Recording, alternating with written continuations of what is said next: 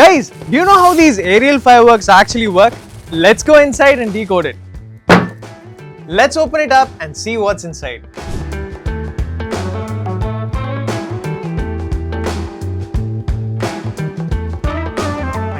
All I can see is a hollow tube. Can you guys see that?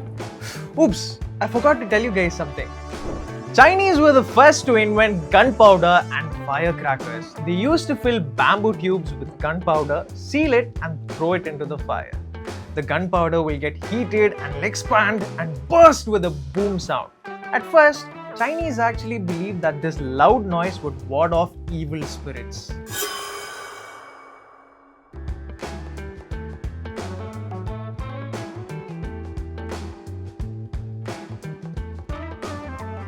We've almost finished unboxing this cracker and you guys can notice there's a fuse here. This is called the visco fuse and this is where we fire up the crackers. Okay, and below this hollow tube it's sealed with clay right here, and over this part there is gunpowder and this is called the lifting charge, and there's a cardboard over it and above it is the aerial shell. This is the most explosive part in this cracker, and this hollow cardboard is the motor tube, so this makes sure that the aerial shell gets launched upwards at a perfect angle. You guys might be wondering how this aerial shell is able to reach that high. The main reason is gunpowder. Gunpowder is the main fuel of firecrackers. It contains sulfur, carbon and potassium nitrate. So when this fuse burns, it ignites the gunpowder inside this shell and this increases the pressure. So when it bursts, it pushes the aerial shell up into the sky. In the late 13th century, Italian explorer Marco Polo brought gunpowder from China to Italy. Their Italian pyrotechnicians developed it further and created fireworks that could soar into the sky and explode beautifully. The reason you see the bright colorful patterns and the loud thundering sound is because of the aerial shell. When you open this aerial shell, there are these tiny balls which is called stars. Gunpowder is mixed along with it. And at the bottom of the aerial shell, there's something called bursting charge, similar to this fuse right here.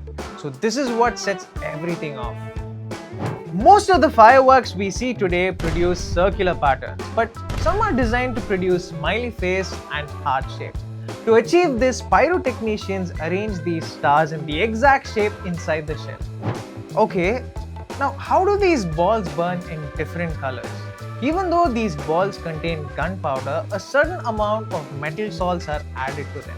So when they burn, these metal salts burn in different colors. So it was the Italians who used these metal salts in gunpowders in the 1700s for the first time. When the gunpowder inside explodes, a huge amount of energy is released. The electrons in the metal atoms absorb this energy and jump to a higher energy level. Then, as they return to their normal state, they release that energy as light.